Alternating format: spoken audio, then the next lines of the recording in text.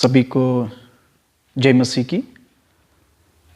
जैसे कि मैंने पिछले वीडियो में इस बात को बोला था कि हम व्यभिचार के ऊपर एक वीडियो अपलोड करेंगे। आज आइए हम उसके बारे में, व्यभिचार से हम कैसे बचें, उसके लिए कुछ बातों को हम प्रभु के वचन से देखेंगे। सबसे पहले हम पढ़ेंगे पहला कुरिन्थियों उसका 7 अध्याय उसका 1 और 2 वचन। यहाँ पर लिखा है, उन बातों के विषय में जो तुमने लिखी, ये अच्छा है कि पुरुष स्त्री को ना छुए, परंतु व्यभिचार के डर से हर एक पुरुष की पत्नी और हर एक स्त्री का पति हो। मेरे प्रियो, जो वचन हमने यहाँ पर पढ़ा है, कुरिन्थियों की पत्री में कुरिन्थियस के जो लोग थे, उन्होंने पौलुस को एक विषय पर जो बात लिखी वो इस प्रकार से है कि उन्होंने लिखा है कि ये अच्छा है कि पुरुष स्त्री को ना छुए। पहली बात, किसी स्त्री को ना छुए। हम व्यभिचार से कैसे बच सकते हैं, उसका जो पहला जो हमें पहला जो विषय हमको मिलता है वो ये है कि कोई पुरुष किसी स्त्री को ना छुए, क्योंकि बिना किसी स्त्री को छुए हम कभी भी व्यभिचार में फंस नहीं सकता है, कभी भी हम व्यभिचार नहीं कर सकता है। तो सबसे पहली बात जो हमें प्रभु के वचन से सीखने को मिलती है वो ये है कि एक पुरुष को कभी भी स्त्री को छूना नहीं है। पर व्यभिचार के डर से शादी करना है। यदि हमारे अंदर हम अपने आप पर नियंत्रण नहीं कर पा रहे हैं तो हमें ज़रूर शादी करना है, और ऐसे ही स्त्रियों के लिए भी है, वो भी शादी करना है। और व्यभिचार ना हो, व्यभिचार के डर से हर एक स्त्री को ज़रूरत है पुरुष की, और हर एक पुरुष को ज़रूरत है स्त्री की, इसलिए वो शादी करें। और पति पत्नी जो परमेश्वर ने एक पवित्र रिश्ता बनाया हुआ है, उस रिश्ते में बंध कर वे आपस में अपनी शारीरिक ज़रूरतों को पूरा करें। देखिए, यौन संबंधों के बारे में मैं थोड़ा सा आपके सामने प्रस्तुत करना चाहता हूँ। देखिए, ये यौन इच्छाएं जो हैं, ये परमेश्वर ने ही हमारे अंदर जो है निर्मित की हुई हैं। ये हम अडॉप्ट नहीं कर सकते इन चीज़ों को। ये प्रभु ने हमारी क्रिएशन ही ऐसे की है, हमारा सृष्टि इसी रीति से किया है कि ये स्वाभाविक रूप से नेचुरल तरीके से ये हमारे अंदर हैं। देखिए, एक व्यक्ति व्यभिचार में कैसे गिरता है, उसके कुछ कारण हैं।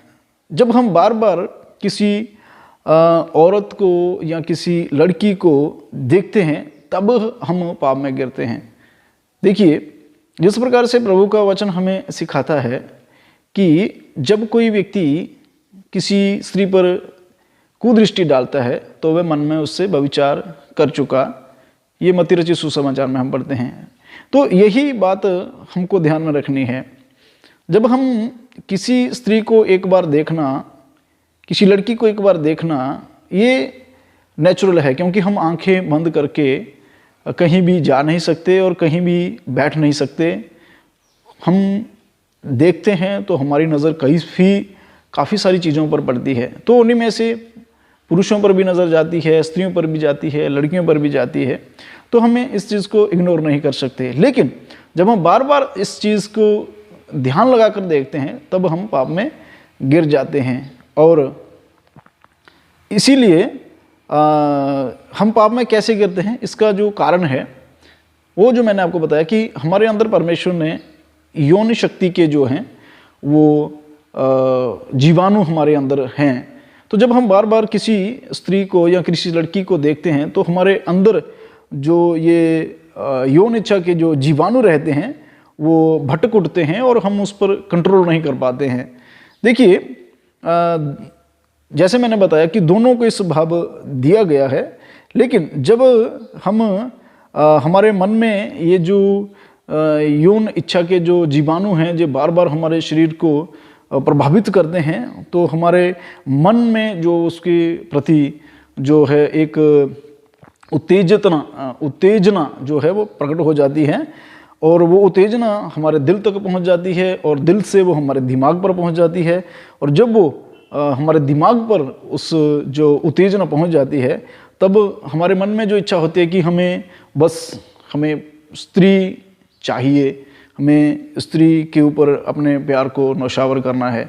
इस प्रकार से मनुष्य पूरी रीति से उसका मन, उसका दिमाग आउट ऑफ कंट्रोल हो जाता है।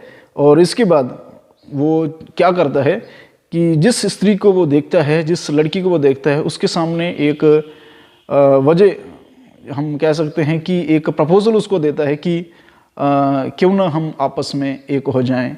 और जब वह इस बात को दूसरे व्यक्ति के साथ, यानी कि एक पुरुष किसी स्त्री के साथ या किसी लड़की के साथ ऐसी बातें करता है, तो जैसे मैंने बताया कि दोनों के अंदर हैं, यदि वो लड़की के अंदर भी वैसी ही उत्तेजना है तो वो दोनों इस बात से सहमत हो जाएंगे और वो पाप में गिर जाएंगे। तो मेरे प्रियो, पाप में गिरने से पहले ही सबसे पहली बात जो हमें देखनी है वो ये है कि हमें किसी स्त्री को छूना नहीं है। दूसरी बात, हमें बार बार किसी लड़की को देखना नहीं है।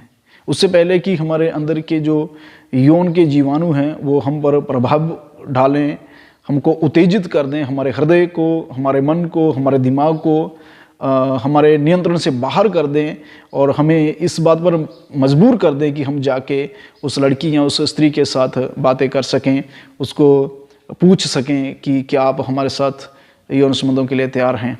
तो ऐसा ही केवल पुरुषों के लिए नहीं है, स्त्रियों के लिए भी सेम यही शिक्षा है, क्योंकि स्त्रियों के अंदर भी वो ही है, क्योंकि वो भी जब बार बार किसी पुरुष को देखती हैं तब ही उसके प्रति वो आकर्षित होती हैं। सो किसी पुरुष का किसी औरत के प्रति आकर्षित होना ये नेचुरल बात है, लेकिन परमेश्वर का वचन हमें क्या सिखाता है उस बात को हमें ध्यान देना है। आइए हम नीति वचन में कुछ बातों को देखेंगे। मेरे साथ निकालिए नीति वचन, उसका 5 अध्याय, उसका 3 वचन। वहां पर लिखा है, क्योंकि पराई स्त्री के होठों से मधु टपकता है और उसकी बातें तेल से भी अधिक चिकनी होती हैं। देखिए, पराई स्त्री के जाल में कैसे फंस जाता है व्यक्ति। उससे सबसे पहले जो बात है, उसके होठों से मधु टपकता है। मधु टपकने का मतलब ये है कि उसकी बातें बहुत मीठी लगती हैं और तेल से भी अधिक चिकनी होती हैं उसकी बातें, मतलब एकदम सॉफ्टनेस, बहुत प्यार नज़र आता है उसकी बातों में। और सबसे पहले हमें उसकी बातों को नज़रअंदाज करना है। सबसे पहले हमें क्या करना है, उसकी बातों को नज़रअंदाज करना है। दूसरी बात, उसका 5 अध्याय, उसके 8 वचन में हम पढ़ते हैं, क्या लिखा है 8 वचन में, ऐसी स्त्री से दूर ही रह और उसकी ड्वेडी के पास भी ना जाना। देखिए, जिस स्त्री के प्रति आप मोहित हो रहे हैं, उस स्त्री से बचने का एक ही रास्ता है कि आप उससे दूर रहें। क्या करें? आप उससे दूर रहें, उसके घर में ना जाएं।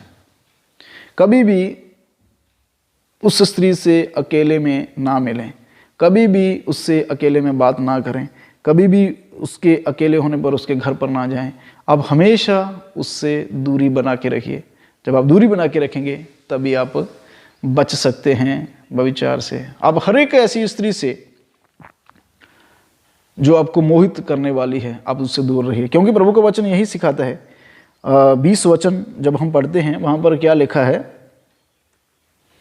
क्या लिखा है 20 वचन में,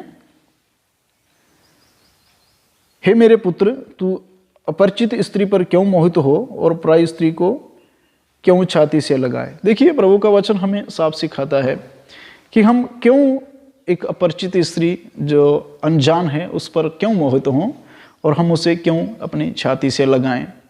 ठीक है, तो इन बातों को हमें ध्यान रखना चाहिए। बहुत सारी बातें हैं जिनके द्वारा हम सीख सकते हैं कि हमें किस रीति से इस व्यभिचार से बचना है। लेकिन मैं फिर वही बात आपको बोलना चाहता हूँ कि ज़्यादा बड़े वीडियो बनाएंगे तो ज़्यादा टाइम आपका ख़राब ना हो, इसलिए एक छोटे वीडियो के रूप में आपके सामने मैं प्रस्तुत करना चाहता हूँ कि आप अविचार से कैसे बच सकते हैं। तो नंबर 1, आप अविचार से कैसे बच सकते हैं? ऐसी स्त्री से दूर रहिए, हर एक उस स्त्री से दूर रहिए जो आपको व्यभिचार की ओर आकर्षित करती है, जो जिसके ऊपर आप मोहित हो जाते हैं, ऐसी स्त्री से आप दूर रहिए। नंबर 2, यदि आप यौन शिक्षा के ऊपर, अपनी यौन इच्छाओं के ऊपर नियंत्रण नहीं कर पा रहे हैं, तो आपके लिए ज़रूरी है कि आप शादी कर लें। और यदि आप शादीशुदा हैं फिर भी आपका झुकाव जो है पराई स्त्री के ऊपर है, तो मेरे प्रियो, आप बहुत गलत कर रहे हैं। ऐसा मत कीजिए। अपनी पत्नी के साथ बेवफाई मत कीजिए। परमेश्वर के विरुद्ध जो है वो अपराध मत कीजिए। जैसे हमने पिछले वीडियो में देखा था कि परमेश्वर का जो वचन हमें सिखाता है कि प्रभु ने हमें दे दिया है प्रभु की महिमा के लिए, व्यभिचार के लिए नहीं है। इसीलिए आपको प्रभु ने दे दिया है, व्यभिचार के लिए नहीं, प्रभु की महिमा के लिए है। और जो आपकी शारीरिक इच्छा है, जो आपकी यौन की इच्छा जो है, उसको पूरा करने के लिए परमेश्वर ने आपको एक साथी दिया हुआ है, इसलिए आप उसमें संतुष्ट रहें, प्रभु आपको मदद करेंगे। और 2 बातें। तीसरी बात, अब दूर रहिए। दूर रहिए, ना तो उनकी बातों में आइए, ना उनसे बात कीजिए, ना उनके घर में जाइए। ये 3 बातें आप याद रखिए। नंबर 1, आप पराई स्त्री को छुए ना, उससे दूर रहें। नंबर 2, आप यदि अपनी यौन इच्छाओं के ऊपर नियंत्रण नहीं कर पा रहे हैं तो शादी कीजिए और अपनी उन यौन इच्छाओं को अपने पार्टनर के साथ पूरा कीजिए। और नंबर 3, कोई भी ऐसी स्त्री जिस पर आप मोहित हो जाते हैं, उस पर बार बार नज़र मत डालिए, क्योंकि जब आप बार बार देखेंगे तब आप और अधिक मोहित हो जाएंगे। इसलिए आप उस पर ज़्यादा नज़र ना लगाएं। आशा करता हूँ आप ज़रूर इस बात को समझ गए होंगे। प्रभु आपको मदद करे इस छोटे से वीडियो के द्वारा। आप सभी को जय मसीह की।